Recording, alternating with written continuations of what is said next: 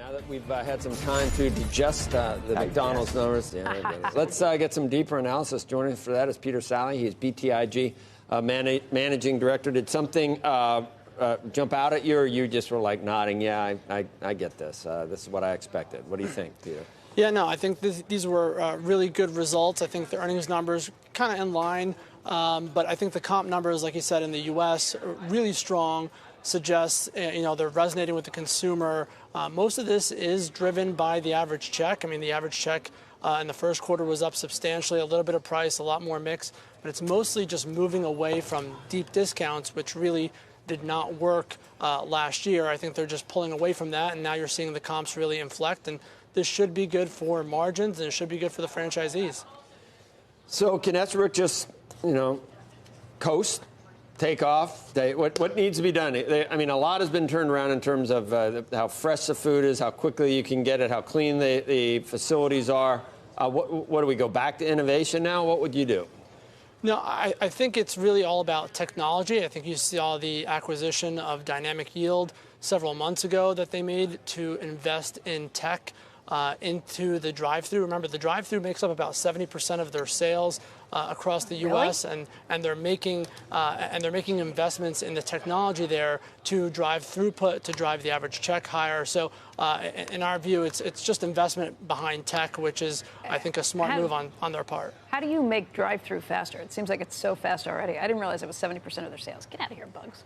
Yeah, it's 2/3 to 70% of their sales in the U.S. Drive-thru locations. The way you make it faster is the order taking process. That's probably one of the slowest parts of the process. So if you can figure out a way for the customer to place their order before they get there, or move that process along a little bit faster, you can increase the throughput at the drive-thru. But also, they have slimmed down their menu a little bit as well, so that helps with throughput as we go forward.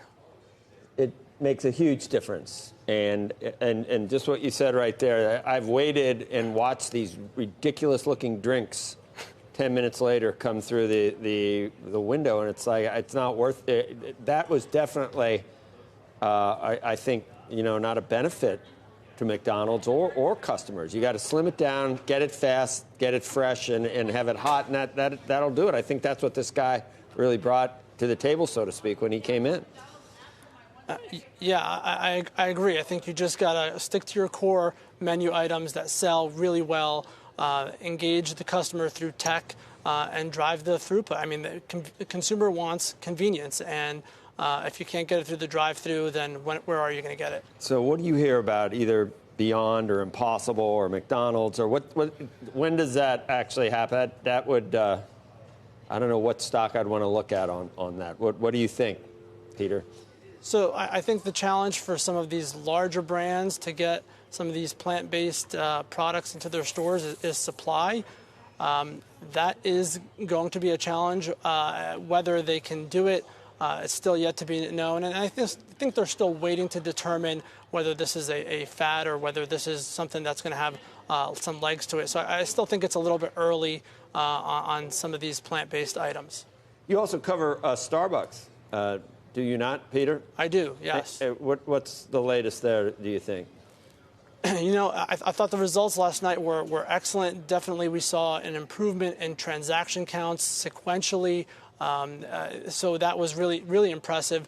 But you got to remember that half of the upside to the earnings numbers so far this year have come from a better tax rate. The other half has come from improved results, which is very impressive. So not trying to take anything away from Starbucks, but it is approaching a 10-year peak on the PE multiple, and the earnings numbers are they're still impressive, but we think they're going to slow into that high single-digit, low double-digit type growth rate going forward.